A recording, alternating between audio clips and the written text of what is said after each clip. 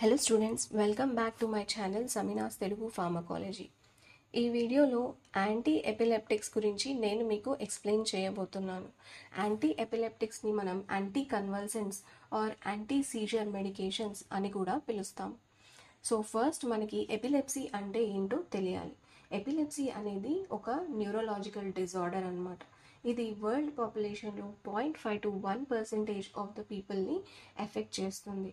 ఇది chronic disorder and ఇది brain ఫంక్షన్ని ఎఫెక్ట్ చేస్తుంది.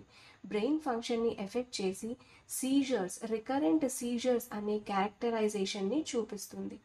సీజర్స్ వల్ల మళ్ళీ అన్కాన్షియస్నెస్ కానీ ఆమ్నీషియా కానీ చూడొచ్చు. లేకపోతే ఈ సీజర్స్ వల్ల రెండు అన్కాన్షియస్నెస్, ఆమ్నీషియా రెండు కండిషన్స్ని మనం ఆ పేషెంట్లో చూడొచ్చు. అన్కాన్షియస్నెస్ అంటే స్పృహ కోల్పోవడం, ఆమ్నీషియా అంటే మెమరీని కోల్పోవడం అని అర్థం. అసలు సీజర్స్ అంటే ఏంటి? సీజర్స్లో మనము ఆ పేషెంట్లోని ట్రాన్సియంట్ ఆల్టరేషన్ ఇన్ బిహేవియర్, కొంత సమయం వరకు, కొన్ని సెకండ్ల వరకు ఆ పేషెంట్ బిహేవియర్లో మనం చేంజెస్ని చూస్తాము. ఎందువల్ల? న్యూరాన్లోని గ్రూప్ ఆఫ్ న్యూరాన్స్, బ్రెయిన్లోని group of neurons disordered firing చూపించడం వల్ల. ఈ డిజార్డర్డ్ ఫైరింగ్ అనేది ఎందువల్ల జరుగుతుంది? Up regulation of excitatory neurons వల్ల కానీ, down regulation of inhibitory neurons వల్ల కానీ జరుగుతుంది. Up regulation of excitatory neurons అంటే ఇక్కడ excitatory neurotransmitters, for example glutamate అనేది ఎక్కువ మోతాదులో రిలీజ్ అవుతుంది. ఎక్కువ మోతాదులో రిసెప్టార్స్కి బైండ్ అయిన తర్వాత ఎక్కువగా పోస్ట్ సినాప్టిక్ న్యూరోనల్ ఫైరింగ్ అనేది ఎక్కువగా చూపిస్తుంది అన్నమాట. At the same time down regulation of inhibitory neurons, ఇక్కడ ఇన్హిబిటరీ న్యూరో ట్రాన్స్మిటర్స్ అనేవి తక్కువగా రిలీజ్ అవుతాయి. ఫర్ ఎగ్జాంపుల్ గాబా లాంటి ఇన్హిబిటరీ న్యూరో ట్రాన్స్మిటర్స్ తక్కువగా రిలీజ్ అయినప్పుడు, తక్కువ మోతాదులో రిసెప్టార్స్కి బైండ్ అయినప్పుడు ఇన్హిబిటరీ సిగ్నల్స్ అనేవి సరిగ్గా పాస్ అవ్వవు, ఇన్హిబిటరీ సిగ్నల్స్ అనేవి సరిగ్గా ట్రావెల్ అవ్వవు. ఇలాంటి సిచ్యువేషన్లో ఇవి disordered firing of groups of brain న్యూరాన్కి గురవుతాయి అన్నమాట. అప్పుడు వాటిని మనం సీజర్స్ అంటాం. సీజర్స్ని కన్వల్షన్స్ అని కూడా అనొచ్చు, సింపుల్ లాంగ్వేజ్లో ఫిట్స్ అని కూడా పిలుస్తారు. సో ఈ సీజర్స్ అనేవి మేజర్లీ 2 టైప్స్గా క్లాసిఫై అయ్యాయి. వీటిని focal onset seizures and second type is generalized seizures అని అంటాం. ఫోకల్ ఆన్సెట్ సీజర్స్ అనేవి ఏంటి అంటే ఒక సెటైన్ ఏరియా ఆఫ్ బ్రెయిన్కి మాత్రమే పరిమితమై ఉంటాయి అండ్ ఇవి 60% ఆఫ్ ఎపిలెప్సీస్కి అకౌంట్ అయ్యి ఉంటాయి. సో బ్రెయిన్లోని ఫోకల్ రీజన్ ఎక్కువగా కార్టెక్స్ రీజన్లో మనం ఇవి చూడొచ్చు. ఫోకల్ ఆన్సెట్ సీజర్స్ అనేవి ఫర్దర్గా 3 టైప్స్గా క్లాసిఫై అయి ఉన్నాయి students. Focal awareness seizures are simple partial seizures. ఈ ఫోకల్ అవేర్నెస్ సీజర్స్ అనేవి 30 సెకండ్స్ నుండి 1 minute వరకు మనం చూడొచ్చు. ఈ కన్వల్షన్స్ ఆర్ ఫిట్స్ అనేవి only certain group of muscles వరకు మాత్రమే ఇవి కన్ఫైన్ అయి ఉంటాయి. ఫర్ ఎగ్జాంపుల్ థంబ్ మజిల్స్లో కానీ డిస్టర్బెన్స్ అయి ఉంటే ఆ ఏరియా వరకు మాత్రమే మనము ఆ లాస్ ఆఫ్ సెన్సరీ డిస్టర్బెన్స్ని మనం చూడొచ్చు. అండ్ ఇక్కడ కాన్షియస్నెస్ అనేది లాస్ అవ్వడం అనేది ఉండదు, పేషెంట్ స్పృహ అనేది కోల్పోడు. తర్వాత second type of focal onset seizures called focal impaired awareness seizures, also known as complex partial seizures. ఇక్కడ మీరు కన్ఫ్యూజ్డ్ బిహేవియర్ చూడొచ్చు, పర్పస్లెస్ మూమెంట్స్ లాంటివి చూడొచ్చు. పర్పస్లెస్ మూమెంట్స్ అంటే హ్యాండ్ రింగింగ్ అని అంటాము. హ్యాండ్ రింగింగ్ అంటే ఒత్తిడితో చేతుల్ని నలుపుకోవడం అని అర్థం. లిప్ స్మాకింగ్ అనేది ఇంకొక మూమెంట్ అనమాట. తర్వాత ఎమోషనల్ చేంజెస్ అనేవి చూడొచ్చు. అండ్ ఈ సీజర్స్, ఈ ఫిట్స్ 1 to 2 minutes వరకు మనం చూడొచ్చు. అండ్ ఇక్కడ కాన్షియస్నెస్ అనేది, స్పృహ అనేది పేషెంట్ కోల్పోతాడు. And this is preceded by an aura. Aura అంటే తర్వాత ఏదో పెద్ద ప్రమాదం జరగబోతుంది అనే ఒక సంకేతం అనమాట. ఇందులో పేషెంట్ తన విజన్ డిస్టర్బెన్సెస్ కానీ చూడొచ్చు, లేకపోతే నమ్నెస్ అనేది చూడొచ్చు.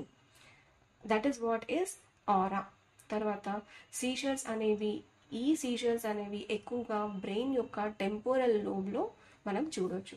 సో మీకు బ్రెయిన్ యొక్క అనాటమీ, నర్వస్ సిస్టమ్ యొక్క అనాటమీ గురించి తెలుసుకోవాలి అంటే నేను వీడియోస్ చేస్తున్నాను, వాటిని నేను డిస్క్రిప్షన్ లింక్లో ప్రొవైడ్ చేస్తున్నాను స్టూడెంట్స్.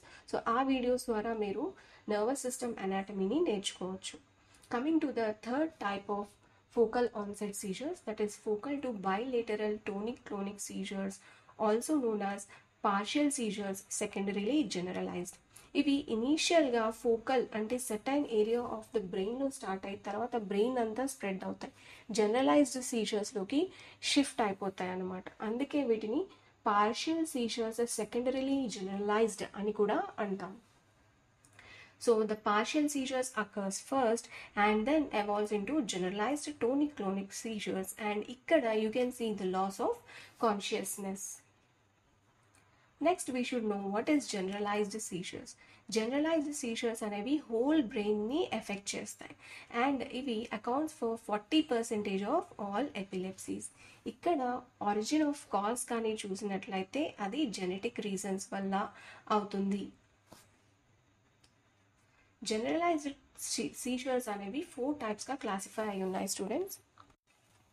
ఫస్ట్ వన్ వచ్చేసి absence seizures. absence సీజర్స్ని minor epilepsy or petit mal అని కూడా అంటాం. ఇవి ఎక్కువగా చిల్డ్రన్లో చూడొచ్చు అండ్ ఇవి 30 seconds వరకు ఉంటుంది అండ్ ఇక్కడ కొంత సమయం వరకు మొమెంటరీ లాస్ ఆఫ్ కాన్షియస్నెస్ని మనం చూడొచ్చు.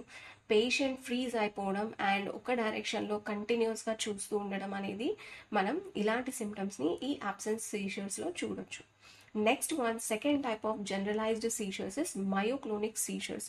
ఇక్కడ మజిల్ కాంట్రాక్షన్ అనేది ఉంటుంది, ఒక certain part of the body కానీ హోల్ బాడీలో కానీ మనం చూడొచ్చు.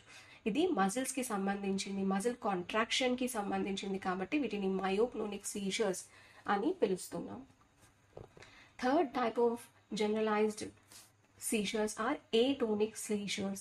Atonic seizures are also known as akinetic epilepsy.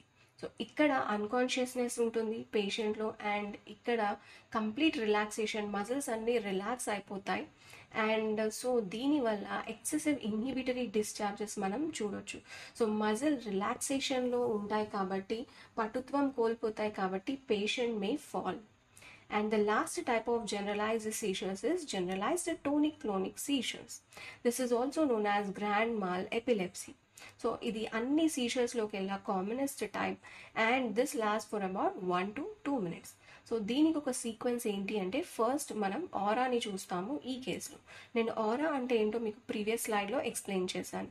ఆరా తర్వాత you can see the cry, తర్వాత పేషెంట్ స్పృహ కోల్పోవడం ఆర్ అన్కాన్షియస్నెస్, తర్వాత tonic spasm of all body muscles అంటే మజిల్స్ పట్టేయడం అని అర్థం. తర్వాత క్లోనిక్ జర్కింగ్ అంటే అదరడం అనమాట. కన్ను ఎలా అదురుతుందో అలా బాడీ అంతా జర్క్ అవుతూ ఉంటుందన్నమాట, అదరడం అనేది చూడొచ్చు. ఆ తర్వాత followed by prolonged sleep and you can see the depression of all CNS functions in this generalized tonic clonic seizures. So ఈ పిక్చర్లో మీరు క్లియర్గా అర్థం చేసుకోవచ్చు ఇది TS of brain students. So ఇక్కడ you can see the healthy brain, then ఆ తర్వాత ఫోకల్ సీజర్స్ ఒక సెటైన్ పార్ట్ ఆఫ్ ద బ్రెయిన్లో మాత్రమే మీరు న్యూరాన్స్లోని డిజార్డర్డ్ ఫైరింగ్ చూస్తున్నారు. ఇక్కడ డార్క్ అండ్ పార్ట్లో మీరు ఇక్కడ చూడొచ్చు this is a focal Caesar. ఆ తర్వాత జనరలైజ్డ్ ఎపిలెప్సీలో మీరు చూడొచ్చు ఈ సీజర్ అనేది మొత్తం brain almost entire area of the brain disordered firing of neuron అనేది స్ప్రెడ్ అయి ఉందన్నమాట. సో ఈ పిక్చర్లో మీరు క్లియర్గా అర్థం చేసుకోవచ్చు ఫోకల్ సీజర్స్ అంటే ఏంటి, జనరలైజ్డ్ సీజర్స్ అంటే ఏంటి అని. మన నెక్స్ట్ వీడియోలో మనం classification of drugs along with mechanism of action and adverse ఎఫెక్ట్స్ని చూద్దాము. అండ్ నేను మీకు ఒక మంచి నిమోనిక్ ఇవ్వబోతున్నాను క్లాసిఫికేషన్ గుర్తుపెట్టుకోవడానికి. సో ఈ వీడియో కానీ మీకు నచ్చినట్లయితే సబ్స్క్రైబ్ చేసుకోండి, లైక్ చేయండి అండ్ కామెంట్ చేయండి. Thank you so much for watching this video. Hello students.